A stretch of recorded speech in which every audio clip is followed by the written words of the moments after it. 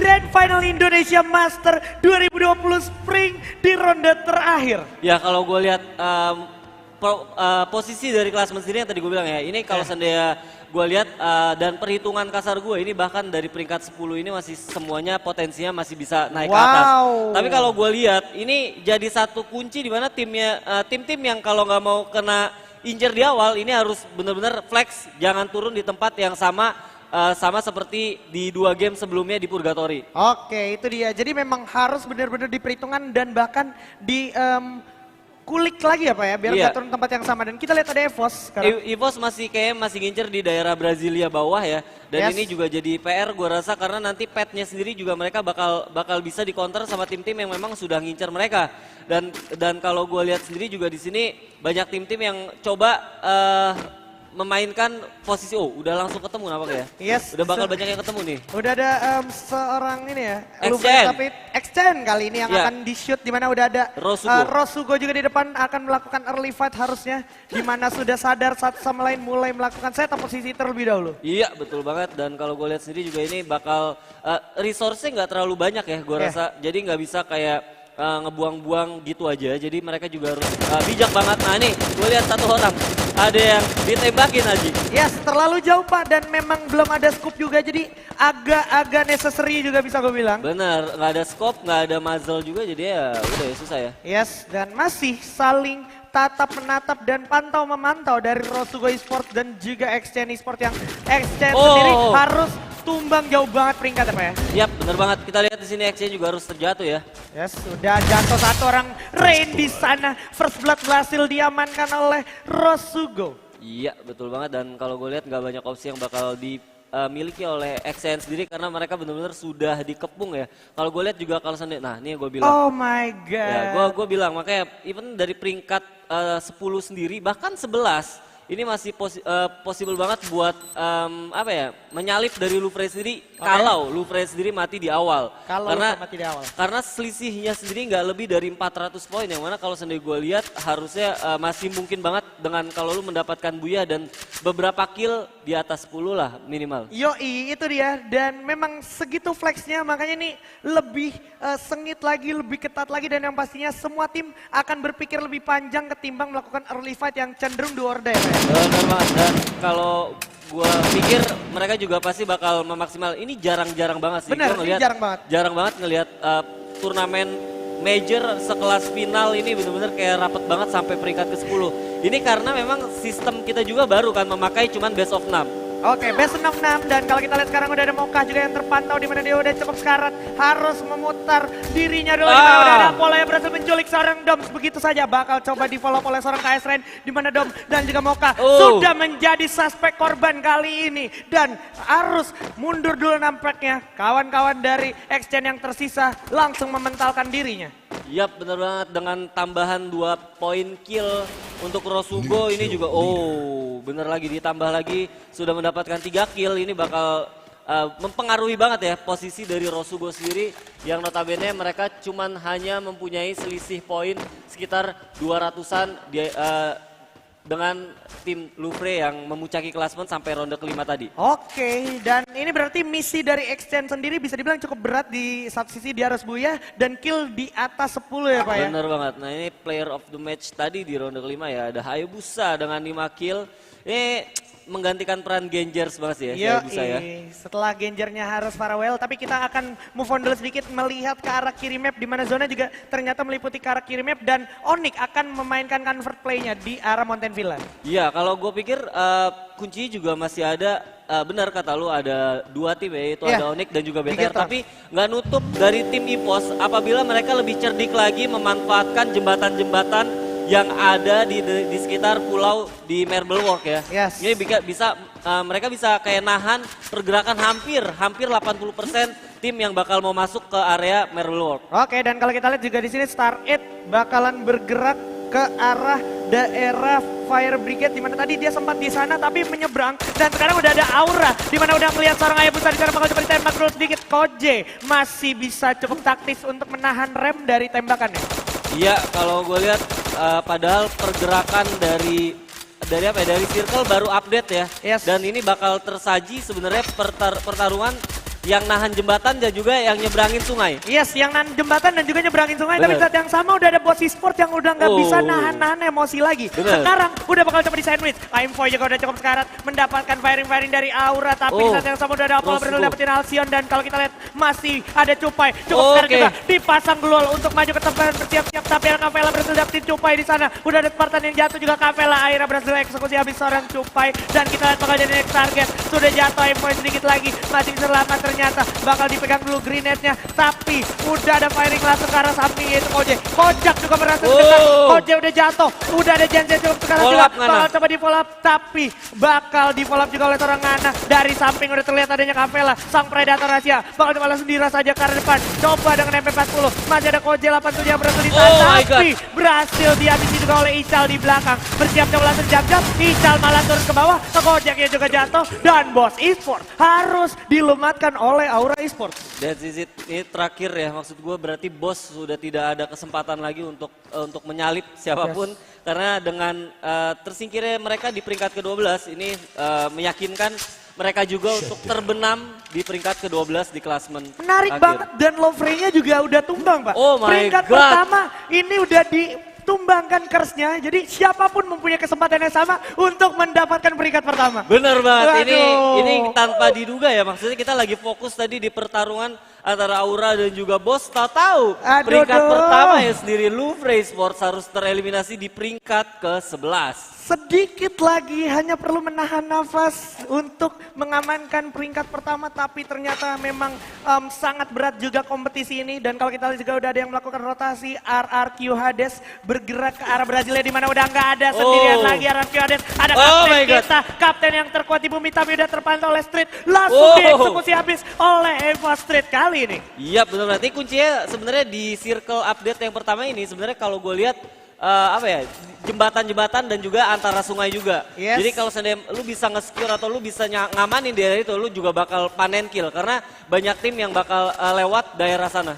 Oke, Lord di sana udah terpantau juga di atas batu besar yang biasa ditempati oleh Aura Esports. Tapi kali ini dari EVOS juga masih akan terus holding dan melockdown posisi dari RRQ itu sendiri. Dan kita lihat ada Mr. 05 yang melebarkan sayap ke arah rumah 7 dan harus berhati-hati juga take notes juga karena Mr. 05 nggak mungkin sendirian. Ada di belakangnya sendiri tim dari Dranix Vendetta. Mungkin teman-teman yang nonton pada nggak ngeliat ya karena minimapnya kecil. Tapi kita infokan posisi lihat di minimap di situ udah ada Mr. 05 yang coba prepare untuk nge-flanking dari tim RRQ. Tapi di belakang 05 itu udah ada tim dari Dranix Vendetta. Makanya hati-hati dan gua rasa ini biasa yang dilakukan oleh Mr. 05. Kalau gue lihat prosentasenya lebih kebanyakan dia yang keculik dan bener aja. Oke, dia respect. Bener, dia respect, dia coba untuk mundur karena mungkin dia juga ngelihat atau punya insting ini kayaknya nggak ada something.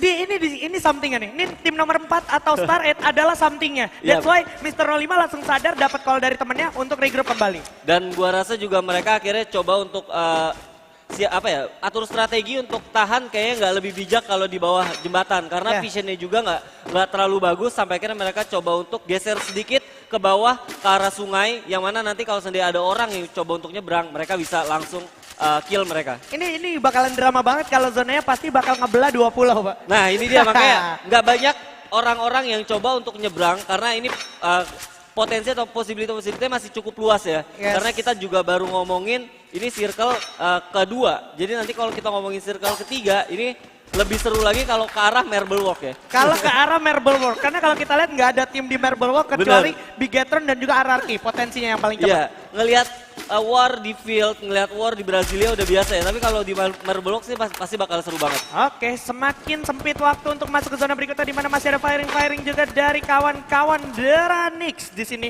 Dranix Vendetta bersiap melakukan serangan ke arah depan di mana udah bakal coba dilewatin aja dulu EVOS sementara waktu dan zonanya masih bersinggungan ke arah Dranix dan juga EVOS bersama Star 8. Iya, ada BTR yang harus kerja ekstra keras karena mereka juga selain ngejar zona, mereka juga harus menyeberangi pulau di seberangnya lagi ya. Benar, di mana udah ada penjaganya yaitu Onyx Olympus. Onyx Olympus yang sudah stay dari tadi di arah golf course. Iya, mungkin apa namanya, nanti kita bisa lihat ya, kita bisa lihat saat ada mapnya lagi, tapi ya bisa kita infokan, even BTR pun masuk itu udah ada Onyx yang jagain jembatan. Yes. Even BTR mau nyoba nyeberangin sungai, udah ada EVOS yang nungguin. Yap, dan udah ada RRQ juga, dan kalau kita lihat sekarang masih coba ditungguin dulu EVOS mulai melakukan setup posisi defensif di arah pinggir pantai, di mana di seberang juga udah ada Aura Esports sebenarnya, dan kita lihat kamera dulu ke arah Bigetron. Iya bener banget, kalau ini pasti mereka juga ini ya, insting-insting kayak gini sih yang harus dipelajarin sama tim-tim komunitas ya. Maksudnya mereka nggak coba untuk direct, kayak BTR sendiri sebenarnya bisa aja untuk masuk. Yes, Oke, kita lihat. Internal 5 sudah makan korban 2 sekaligus dengan SPD-nya akan ke menit 3. Di saat yang sama center tidak terculik begitu adalah Hayabusa. Tapi Internal 5 still got the point atas RRQ Lords. Dan Star 8 gua rasa akan mengamankan daerah kompon di arah high ground. Hati-hati karena menurut gua defense di daerah tower ini juga cukup bahaya. Apalagi kalau seandainya kita ngelihat Star 8 sendiri tadi game sebelumnya kalau nggak salah Hayabusa juga menggunakan pelontar kan. Yes, berbahaya banget. Dan kita lihat Father juga berhasil menculik Venom di sana, terkena dan langsung dieksekusi habis begitu aja. Star 8 sudah kehilangan satu membernya dan sekarang posisinya malah menjadi sandwich untuk Star 8 Esports itu sendiri. Iya, karena di atas sendiri ada tim nomor 11 yaitu tim Dranix Vendetta sendiri yang juga membutuhkan poin untuk mengunci dari posisi mereka sendiri untuk menjadi juara apabila mereka juga berhasil mendapatkan buyah di match ke-6 kali ini. Wait, sepertinya kita dapat misinformation di mana sebenarnya udah ada Maung dan juga Gary yang harus dijatuhkan. Ternyata misinformationnya adalah Lovre di sini masih survive. Oh. Jadi tadi kayak ada sebuah room yang salah bisa dibilang, dan kita lihat sekarang udah ada satu tim yang bersiap setup posisi di arah rumah labirin. Ini masih bakal ditungguin terus, nggak mau dikasih lepas dan posisinya nggak bakal dikasih longgar Pak ya. Bener banget, ya berarti tadi kita salah lihat aja ya, ada satu orang yang tereliminasi. Berarti potensial Louvre sendiri masih dengan sisa member sendiri masih bisa untuk mempertahankan posisi di pertama nih Aji. Benar banget, dan kalau kita lihat sekarang giliran ada UFV yang bakal bergerak menghampiri Star 8 dan juga EVOS bersama ada Aura juga di sana di pinggir pantai. Iya bener banget, dan kalau gue lihat, gue sekarang kalau ngelihat UAV ini bener-bener nggak langsung ditembak loh Ji. Mereka kayak dibiarin hidup buat ngelihat situasi dari mapnya itu sendiri. Nah ini menarik kalau seandainya zonanya sendiri menarik, malah bahkan balik lagi ke arah Brasilia. Ini bakal ada 1, 2, 3 bahkan 4 tim yang harus masuk ke bener aja. Ini harus ada 1, 2 Dranix Dauntless ya, dan juga BTR Magic yang harus masuk ke dalam zona. Yap, dimana BTR Magic gua rasa bakal mempunyai effort yang lebih karena dia harus melewati pinggiran zona di sentral, dan mungkin tadi adalah tim dari XN atau Rosugo Pak ya yang tereliminasi ya. XN tadi masih ada tersisa 1. Jadi kalau XN gue bilang masih tadi ada berarti Boss Esports yang harus dan juga Rosugo. Dan juga Rosugo yang harus tereliminasi. Oke, itu dia.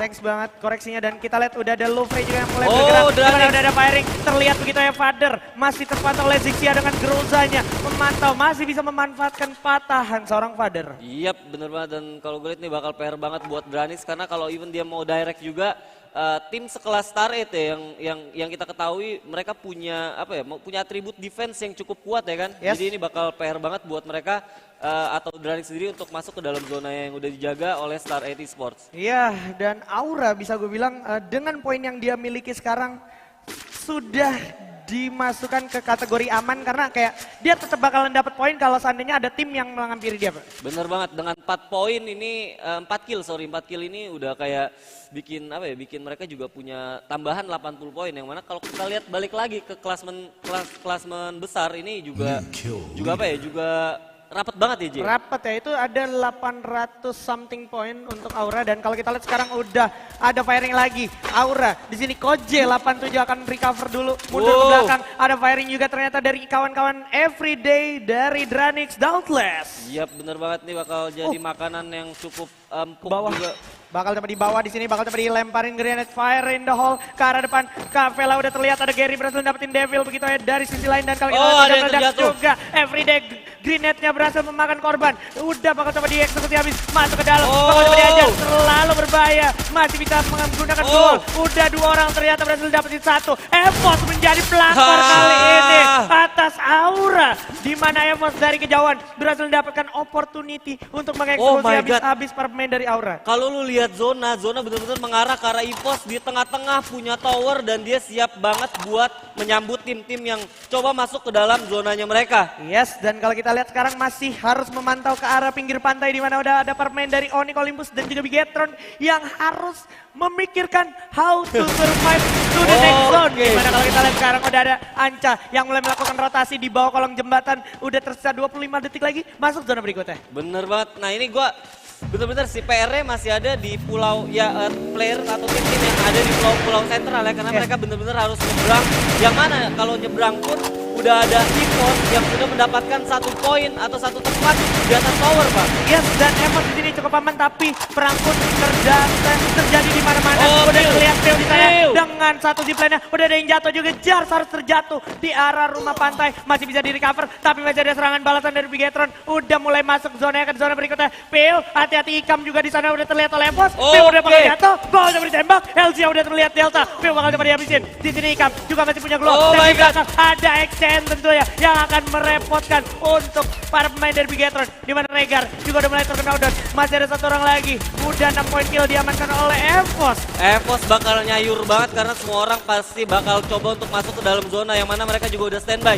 Yang mesti dipikirkan oleh EVOS adalah gimana caranya mereka bisa memaksimalkan resource yang mereka punya. Yes, he still got the point. Kalau lihat masih ada LG, ada juga Black mulai turun masuk, bergerak mendekat. Ada Jar sudah berhasil dapetin para pemain dari Dranik, Everyday dan juga Jody Pan. Udah terlihat 1 orang. Ikam menjadi orang terakhir. Ya berhasil survive. Baru mengumpulkan 1 poin aja di sini Bigetron dan Sam 13 sudah mulai mendapatkan bank juga. Zonanya ke arah laut dan pantai tentunya, di mana nggak ada yang diuntungkan dan Onyx malah ternyata yang mendapatkan advantage atas hal tersebut. Bener banget, ini bakal jadi satu hal yang menarik karena zona sendiri udah ada di air, yang mana sisa daratnya sendiri ini hanya bisa diperebutkan oleh 3 tim yang atau bahkan 4 tim yang tersisa di Pulau Brasilia. Yes, ada Gare di sana yang udah terculik, ada Zixia juga sendiri bakal melawan EVOS, masih ada Black juga sekarang bakal digulung dulu magical kitnya, tapi Indian mereka harus tertarik ke arah pinggir pantai yang udah nggak ada obstacle lagi. Bener banget, dan kita lihat